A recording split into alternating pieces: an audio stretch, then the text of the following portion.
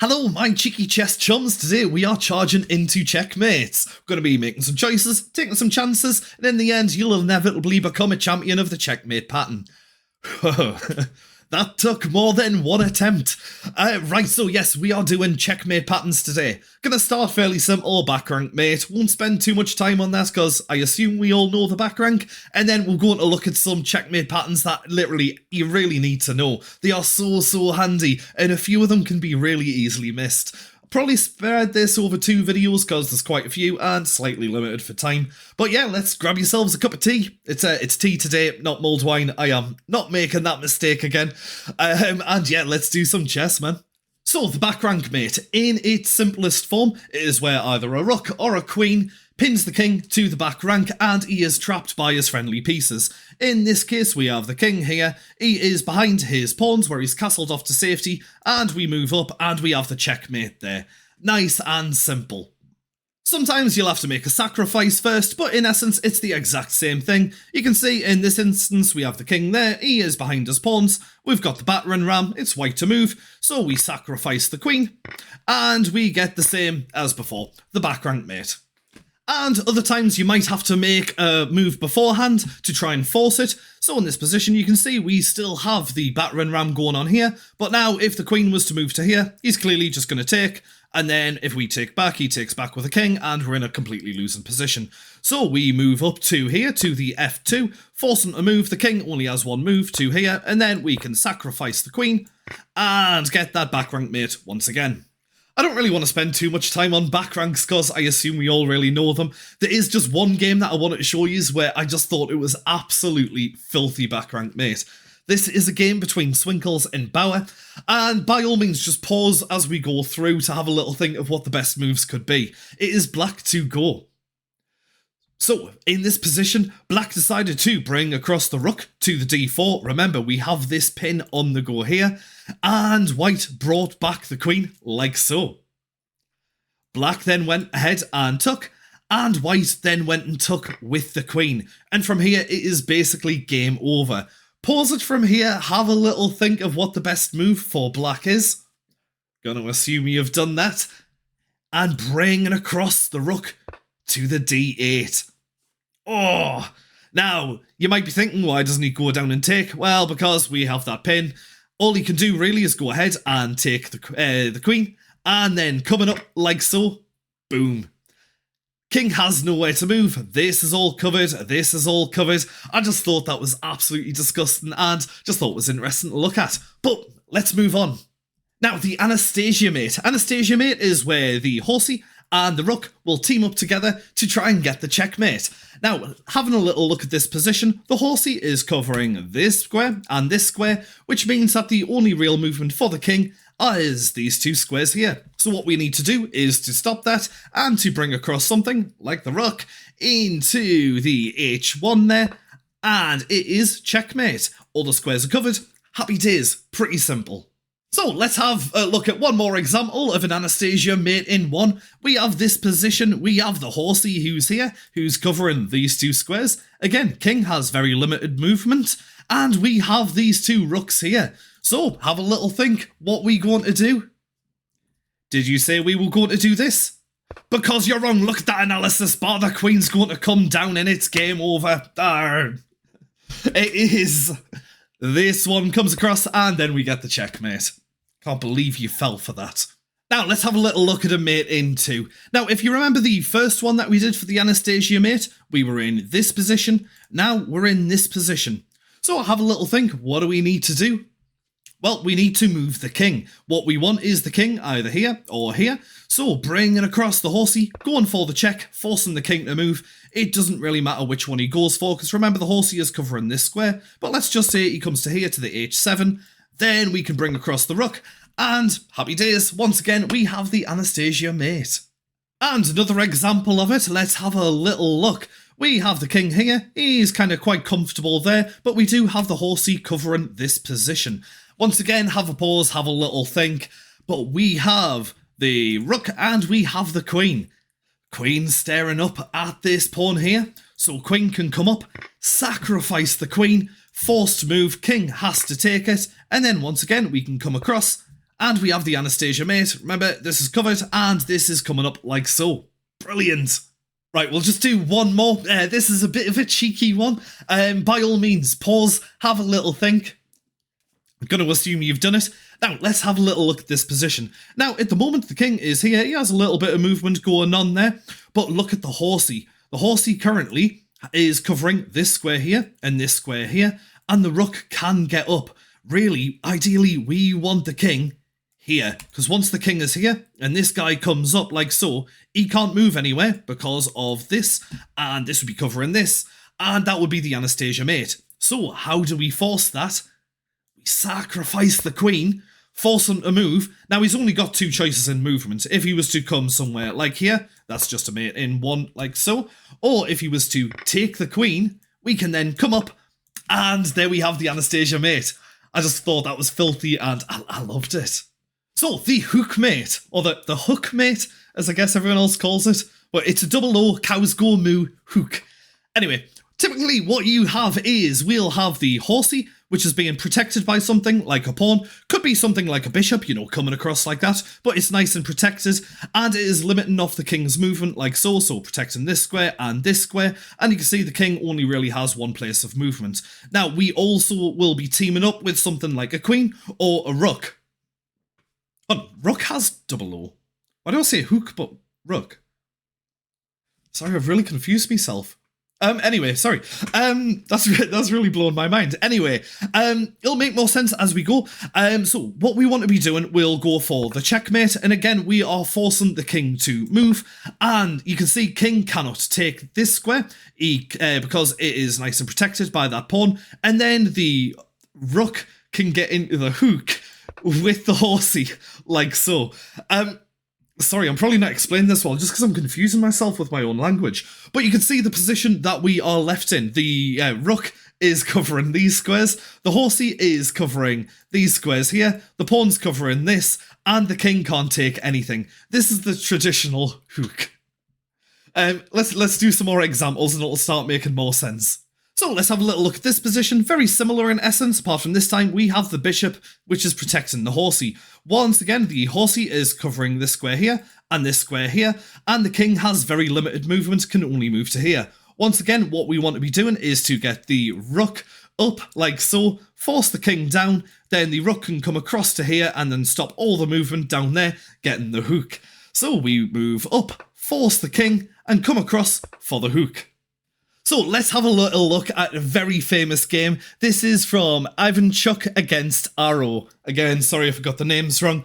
This is a mate in 3. Again, pause it and have a little think. It is an absolutely filthy hook. So once again, let's have a little look at the king's position. King can't move this way because we have the pawn protecting like so. We have the horses who are teaming up together, which so neither of them can be taken like so. This horsey here is covering this square and this square. This horsey here is covering this square. And we have the two rooks, which are teaming up like so. So I'm going to assume you paused it and had a little think and worked it out. Let's have a little look. Well, the rook comes across and sacrifices himself. Yes, he can be taken by the bishop like so, but then we had that battering ram. The other rook can come across, putting him in check, comes down like so to block it, and there we have it. We have the hook. Absolutely brilliant. And this is like the textbook hook. Textbook hook. Here we have one called the blind swine, which I swear is what it's called. And typically what you have is the doubled rooks on the 7th rank and the king on the back rank. And what we're looking at doing is getting the checkmate. Now this is the most kind of basic version of it. We will step it up a notch afterwards. But pause it, have a little think of the best move. Assume you've done it. We come across with a check. King's only move is forced to there. We then take the other pawn. King moves back and we come across for the checkmate. Again, these two guys working as a battering ram. There is nothing that black can do about it. But again, let's step it up a notch. Right, now, let's have a little look at this example. Again, by all means, pause it if you want to try and work it out yourself. This is a mate in 6, which sounds like quite a bit, but once you kind of get the hang of it, it's actually not too bad and it all makes sense. So, before, we had both of the rooks on this 7th rank here, and that's exactly what we want to try and get again. Obviously, we can't get him up here because we have this guy just tootling here, but we do have the horsey who's here, and he's protecting this square, and that's going to be very, very key. Now, anytime you can, whenever you're playing, if it's safe to do so, you really want to be trying to get your rooks behind, because they can cause so much devastation when they're back here, like this guy is here. Now, we have the horsey who's covering the G7 there, so the rook can come across, pop him in check, and move the king.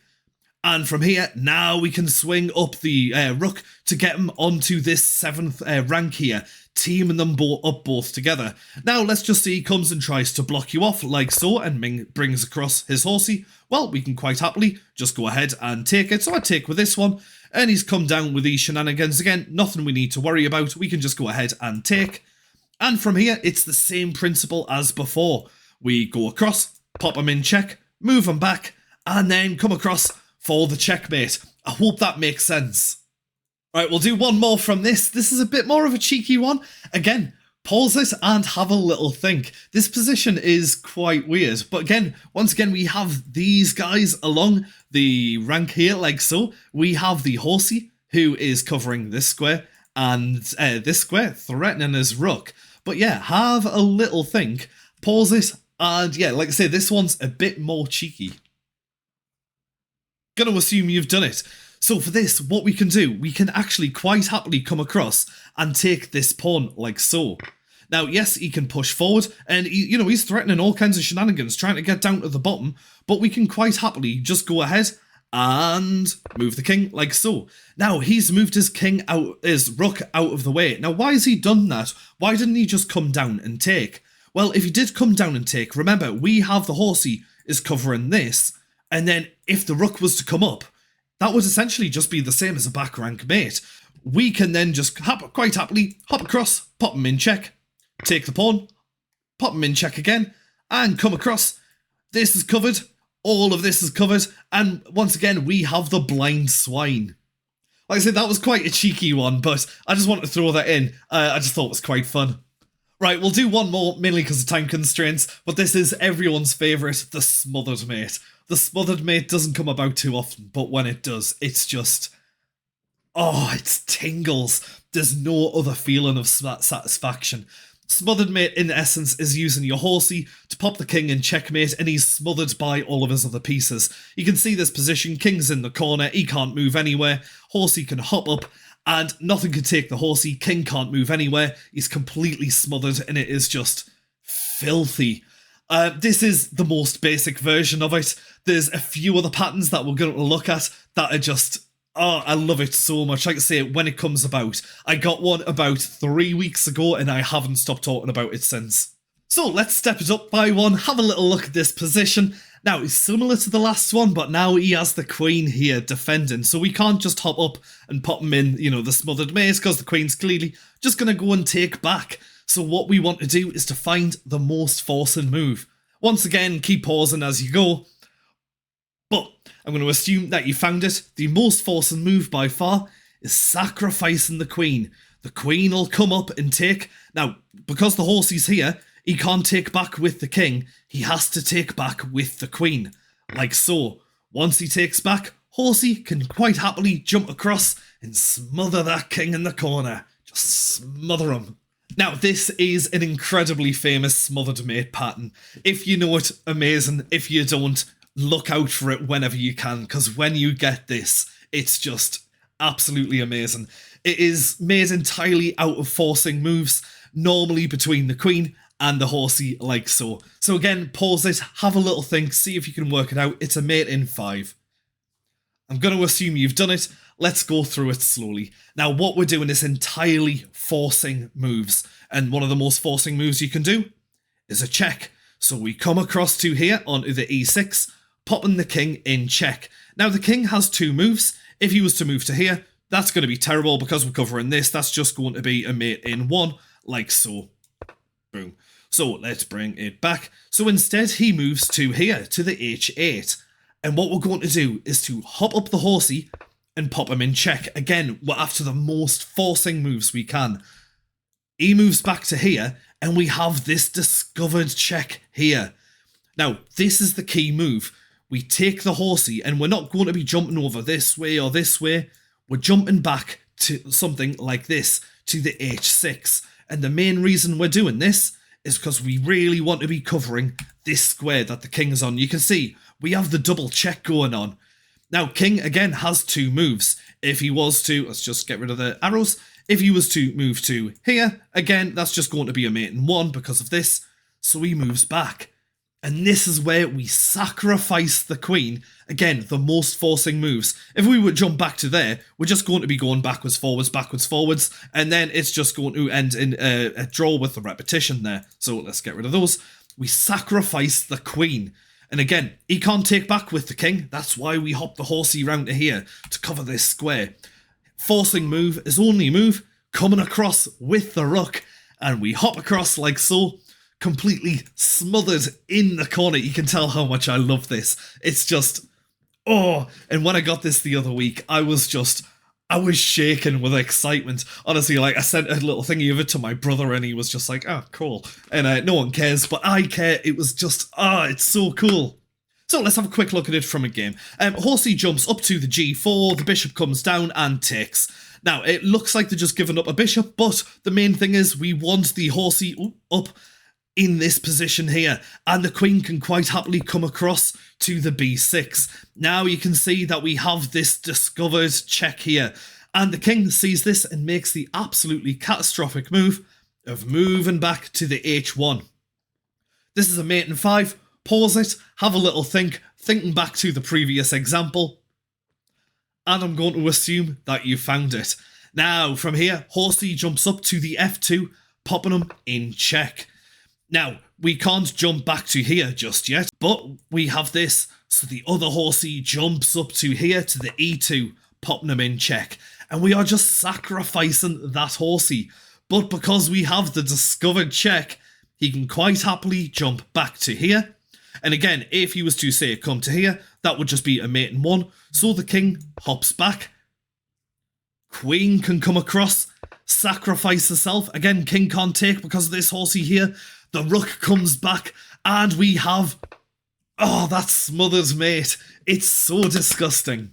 Right, well, there we have some checkmate patterns that you need to know. I hope you found it useful. I am going to cover more. I'm going to try and cover all of the checkmate patterns if I can. And then I'll probably, at the end, pop it all into, like, one, like, super video, like, combine it all together.